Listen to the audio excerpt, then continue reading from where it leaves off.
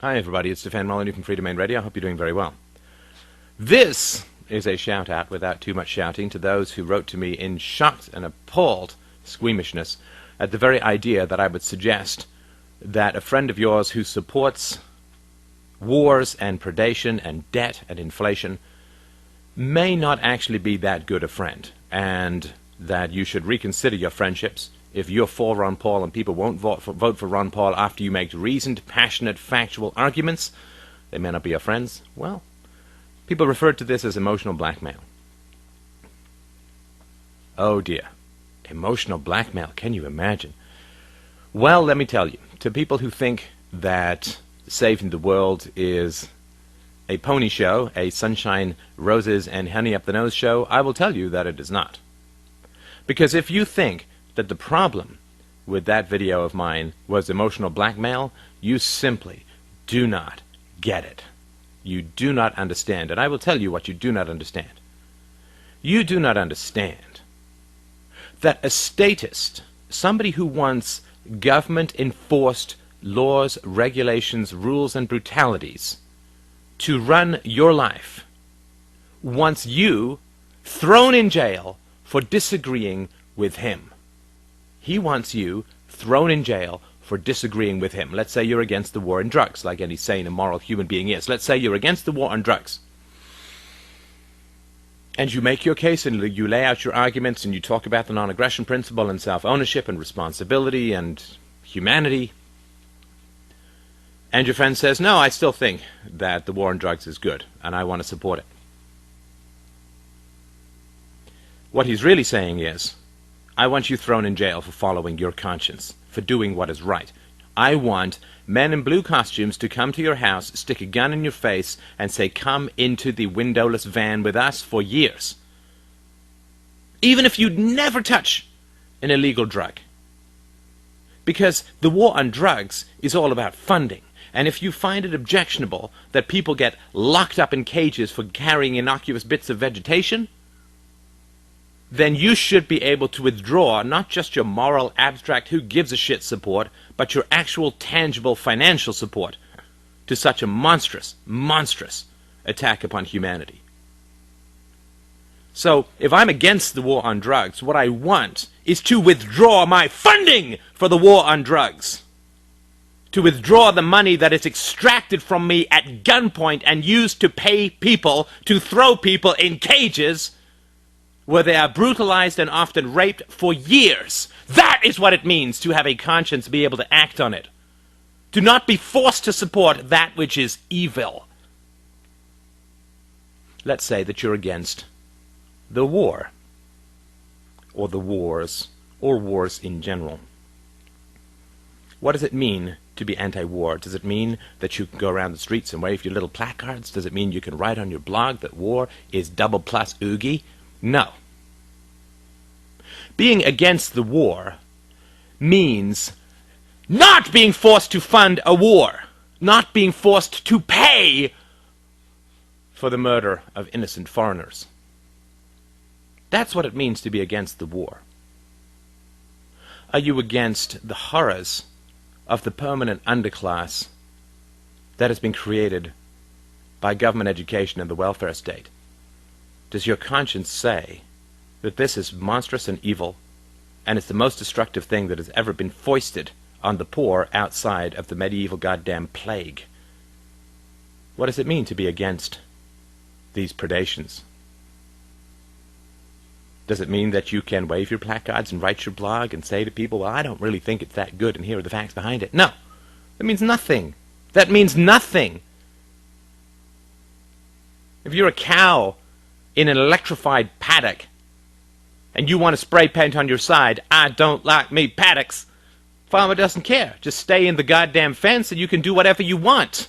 The fence is your money. The fence is your obedience, which is enforced upon you, either directly with the gun to your head of taxation or indirectly with the silent pickpocket of fiat currency inflation and debt.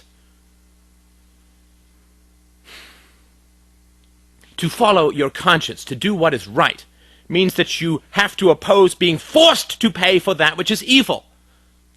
That is what the government is doing, always, it is forcing people to pay for that which they object to. Because if they didn't object to it, it would be called charity, for Christ's sake. The government is all about forcing people to act against their conscience. The United Way is a charity. They do not force you to support them. The government forces people to support its activities because it is directly what they do not want to do. And generally, it is because they do not want to do it morally. The government is ethics rape in perpetuity. So when your friends say to you, I want so-and-so to be in power, I want so-and-so to be in power, I'm in favor of the war, I'm in favor of the war to drugs, I'm in favor of government education, I'm in favor of welfare, social security, national debts, you name it. What they are saying to you, to your face, is, if you follow your conscience, if you do what is right, I want you thrown in a cage for years for tax evasion. If you act upon your conscience and cease to support that which is morally repugnant to you and destructive to the lives, literally, of millions of people, if you act on that which is right, I want you kidnapped and thrown in jail for years. That is the ring of statists who are all around you. And that is what they are saying to you. Follow your conscience, go to jail. And I like that. And I want that. And if you resist that, you are a bad person who must be double-thrown in jail.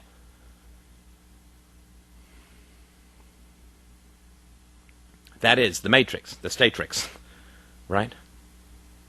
Do what is right. Go to jail. That is what your friends, your family, your companions, your co-workers, that is what they want. That is what they want, even when you spell it out, even when you explain it, even when you show them the facts, even when you give them the basic arguments, even when you show them the gun in the room. They want you hauled away in a fucking burlap sack and thrown in a cage for following your conscience, for the mere act of disagreeing with them about the value and virtue of certain ways of doing things in society. So you are ringed by weapons. And you are ringed by people whose words praise and arm and take the safety off those weapons. You are ringed by the snipers of statism and those who support you, being thrown in jail for following your conscience. That is the stakes that we're at. You're ringed by weapons. And you say to people, put down the weapons. Let's reason about this. Put down the weapons. Let's reason about how to solve problems in society, how to fix things, how to get things done so that people don't get caged, so that the unborn don't get sold off and stolen from. So that the solution to problems is not always more guns, more laws, more fucking cages. Let's just reason together and see if we can't find a way to have a society which is not murder-based, which is not cage-based, which is not violence-based. Put down your weapons, everybody, and let's reason about this. That's all you're saying. That's all you're saying. If you're into freedom, if you're into liberty, if you're into compassion, if you're into human communication that does not involve that is who you are surrounded by. There's people who like weapons rather than words, and who only use words to cover up the weapons, to put a velvet glove on the bottomless fist of the state.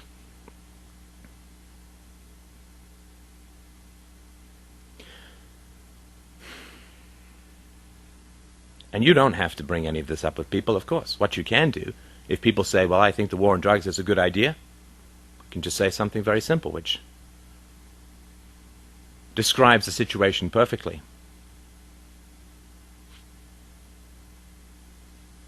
I submit to your guns. You're for the welfare state? I submit to your guns. For the war on drugs? I submit to your guns. I surrender to your weapons. But don't you dare think that emotional blackmail is somehow the problem in the interaction of being surrounded by people who want weapons used against you for following your conscience. Don't you dare think that that has anything morally legitimate in any way to describe the reality of the situation.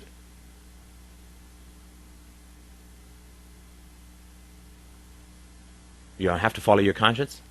You don't have to go to jail. But all you have to say to people is, I bow to your weapons.